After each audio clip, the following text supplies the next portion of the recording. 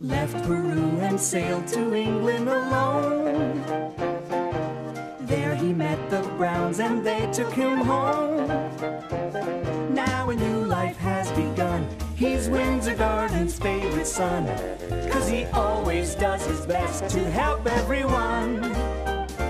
When a problem appears, he never misses a beat and always finds a way to land on his feet.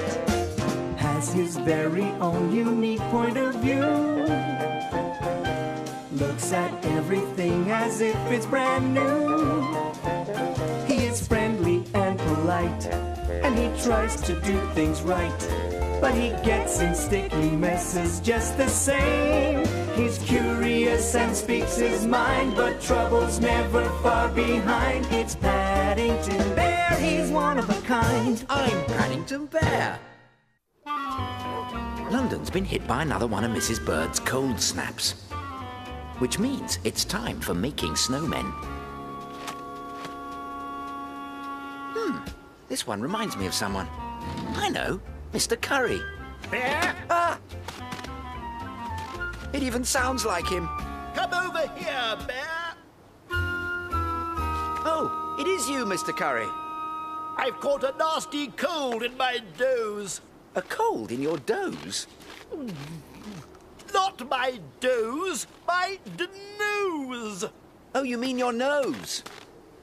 And if that isn't enough, my system is frozen. Your system's frozen, Mr. Curry. Oh, dear. I better get Mrs. Bird to send for Dr. McAndrew. I don't want a doctor, Bear. I want Mr. James, the plumber.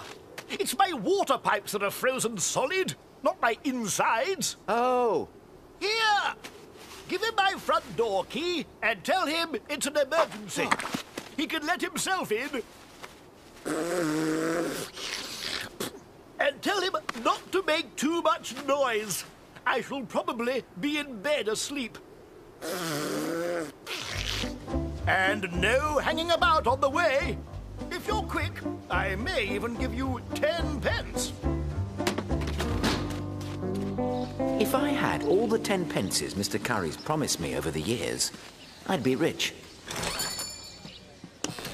Curry? I know him and his little jobs. He still hasn't paid me for the last one I did, and that was 6 months ago. It's nice to know I'm not the only one. Tell him for me that before I do any more little jobs for him, I want to see the colour of his money. Oh, I expect he would show it to you, Mr. James, only he may be asleep. That wouldn't surprise me. He's got a cold, you see, and... Well, OK. I'll lend Mr. Curry these. A blow lamp and a do-it-yourself book on plumbing. It's very kind of you, Mr. James, but... Tell him I'm all booked up, so it's take it or leave it. Knowing Mr. Curry, I think he would rather I'd left it. On the other hand, I knew he wouldn't be best pleased if he woke up and found his pipes were still frozen. The Plumber's Mate by Bert Stilson. Everything the amateur plumber needs to know. It sounds as if Mr. Curry is having trouble with his plumbing. I wouldn't want to be the unlucky person who has to fix those old pipes. Whoa!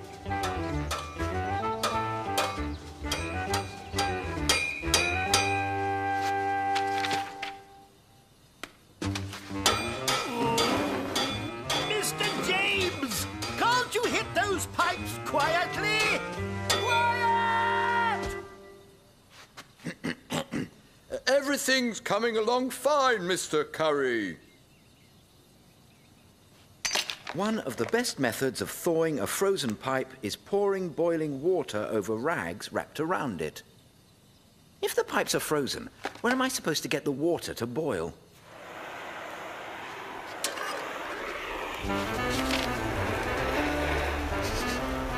What's that funny smell? Mr. James, what's that funny smell? Oops.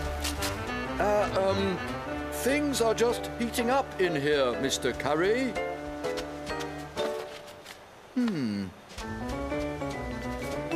It's funny that Mr. Stilson does his plumbing in warm weather when pipes would never freeze.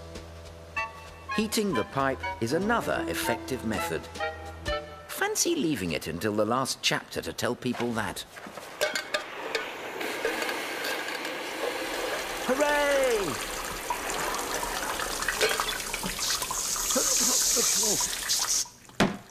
What's going on in there? I think the water's starting to flow.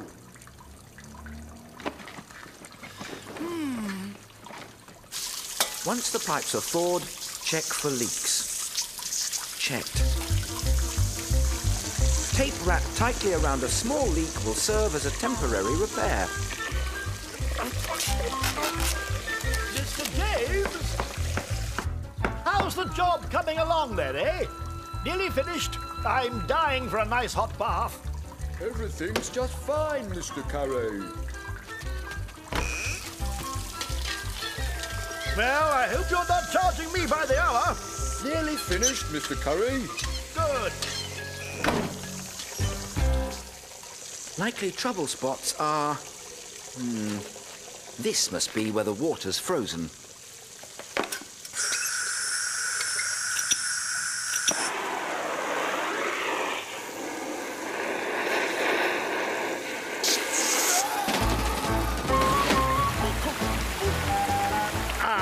The water's running at last. Bear? Bear? Where's Mr. James? Where's all this water coming from, Bear?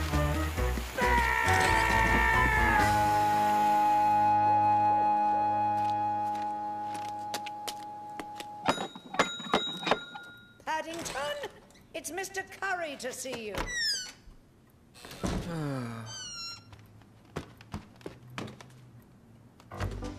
I just wanted to thank you, Bear. Here's your 10 pence and a box of cream buns as a bonus for a job well done. Well done. Yes, thanks to you, Bear, all the pipes in my bathroom are going to be repaired professionally.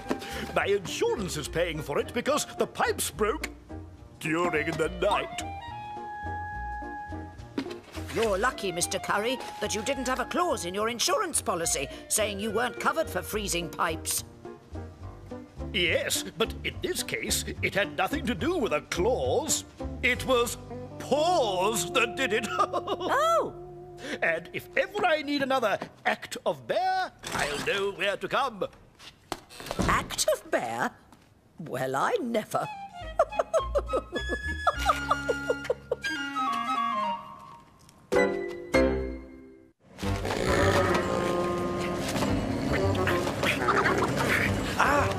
Don't eat that. I was just reading about the recent sighting of the Yeti. The Yeti's been sighted. What is the Yeti, Mr. Gruber? The Yeti, which is also called the abominable snowman, is a mythical creature, Mr. Brown. People claim it lives in the mountains of Tibet. Is that why we're going there? To find the Yeti and include it in your book, The World and Its Wonders? We're certainly going to include the story of the Yeti, but I don't hold out much hope of finding it. Like Bigfoot and the Loch Ness Monster, we are not certain the Yeti even exists. Tibet, however, is a land of infinite fascination. The Himalayas, Mr. Brown. That peak is the world's highest mountain, Mount Everest. Sir Edmund Hillary was the first person to climb it. Did he see the Yeti, Mr. Gruber? I don't believe so, Mr. Brown. But here's a photograph that another explorer took. Judge for yourself.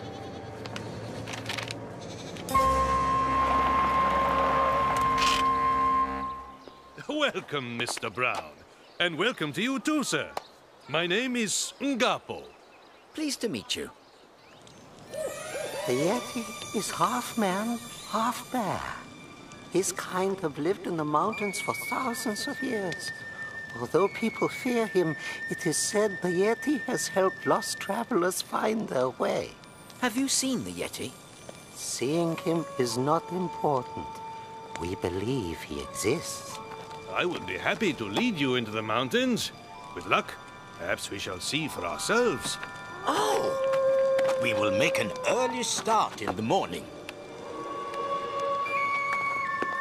To see the Yeti, you must keep your eyes and ears open. But most important, your heart.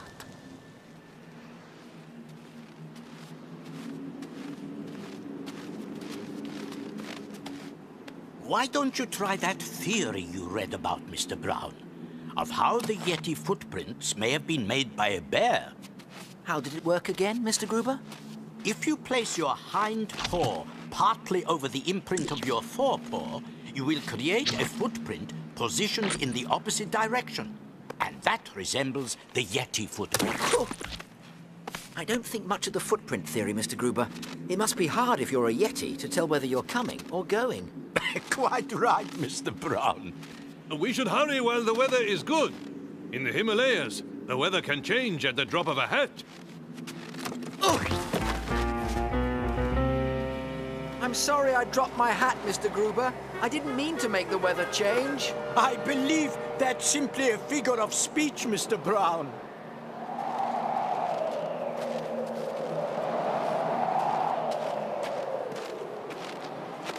Where's Mr. Brown? I'll find the young bear. You wait here for me. Mr. Gruber? Ngapo! Ah, Mr. Gruber! Mr. Gruber! Mr. Brown! Over here! Mr. Gruber. Now both are lost. I must find them. Even though Mr. Gruber was dressed warmly, it sounded as though he was getting a cold. Luckily, Mrs. Bird had given me some throat lozenges for the trip. Here you are, Mr. Gruber. Have some lozenges for your sore throat. Mrs. Bird swears by them. Don't worry, they taste strong, but they do work. Mr. Gruber! Mr. Brown! We can use this cave as shelter and ride out the storm. How clever of you to lead us here, Mr. Brown. But I was following you. Here, Mr. Gruber, have another lozenge. Another? But I haven't had any yet. I gave you one when I was following you. I'm afraid high altitudes can make people lightheaded and confused, Mr. Brown. My head feels the same weight as it did this morning. We'd better rest. We'll have to try and find Ngapo in the morning. I do hope he's all right. You must be hungry, Mr. Gruber. Here. Though I don't think I've got any bread. Why, Mr. Gruber? You were really hungry. Luckily, I have my emergency sandwich.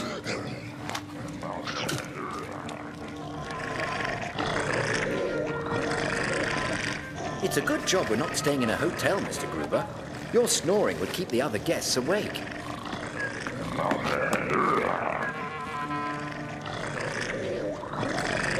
It's a good job we're not staying in a hotel, Mr. Brown. Your snoring would keep the other guests awake.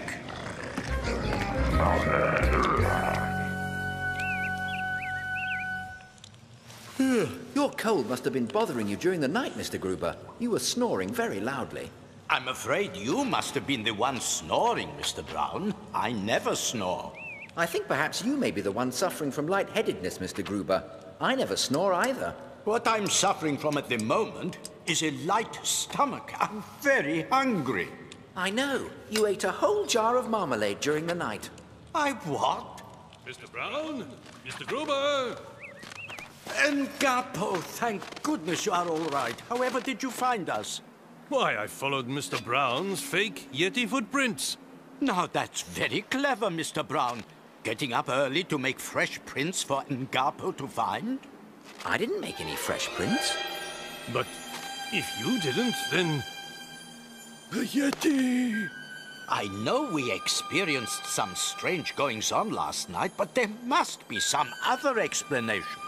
I don't suppose we shall ever know for certain. But it would be nice to think it was the Yeti who led us to the cave, Mr. Gruber. Oh! And if it was, I hope Mrs. Bird's lozenges help him get over that nasty cold.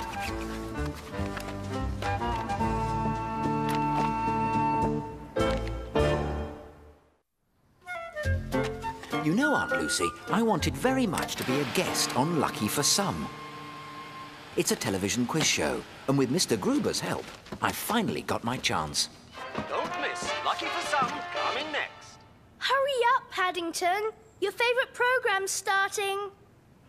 Lucky for Some is right. I'm missing football on the other channel. And now, it's Lucky for Some with your host, the one and only Ronnie Playfair. Thank you. And welcome to Lucky for Some, the quiz show that's lucky for some, especially the jackpot winner. Do we have to watch this? It is Paddington's favourite programme, and he insisted that we watch it tonight. Then where is he? So let's meet our first contestant all the way from Windsor Gardens, Mr. Paddington Brown.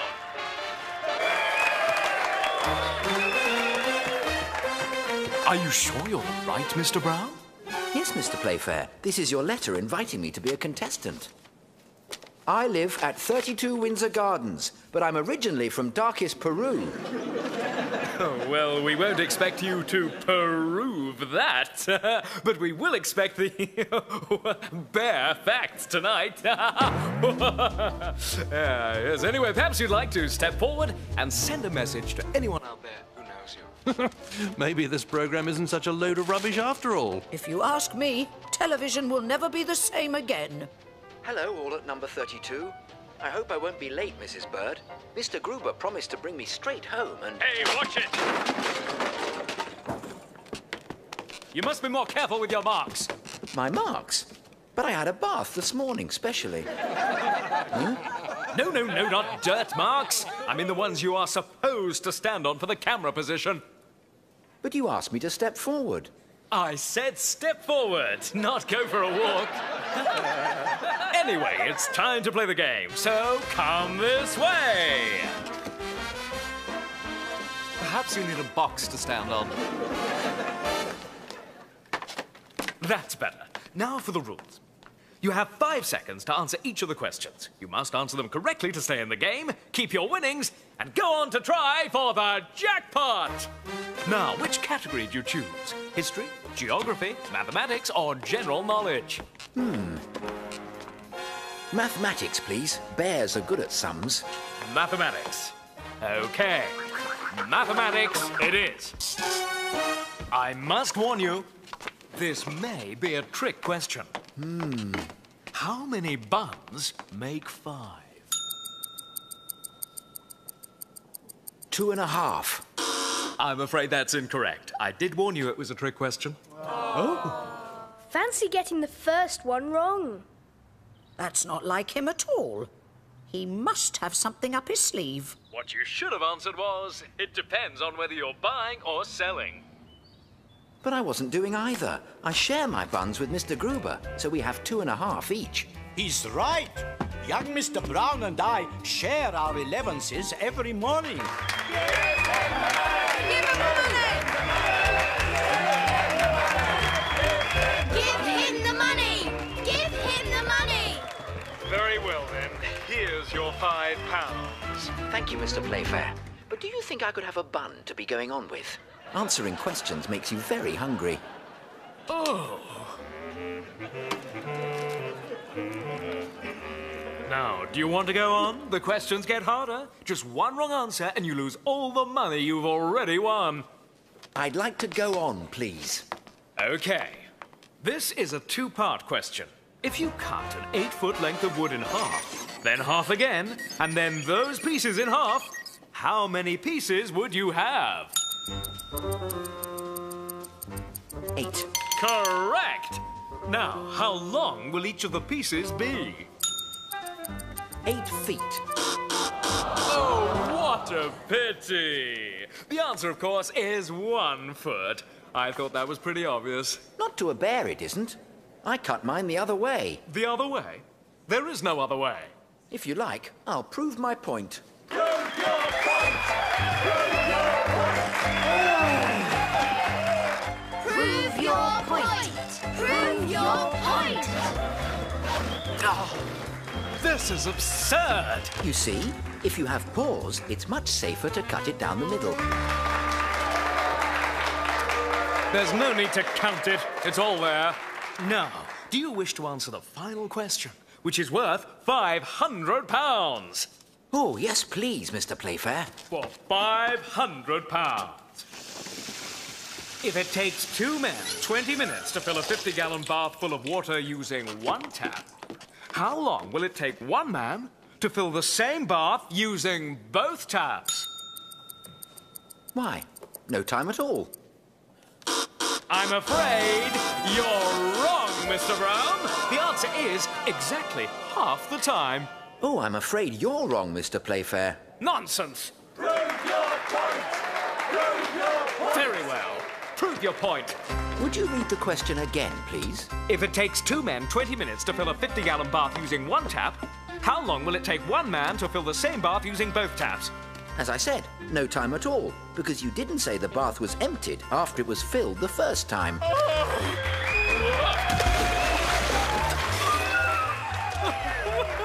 All right. You win the jackpot. The jackpot? You said I'd win £500. The jackpot is £500. Jackpot! Jackpot! Jackpot! Just one more question. What will you do with all this money? I think I'll keep a little bit as a souvenir and use some to buy Christmas presents. Then I'll give the rest to the Home for Retired Bears in Lima, Peru. I hope that you and the other bears can put the money to good use, Aunt Lucy. I've now found a much better program to watch. It's called Prove Your Point. And I hope I can do well on that, too. Don't we all, Paddington? Don't we all?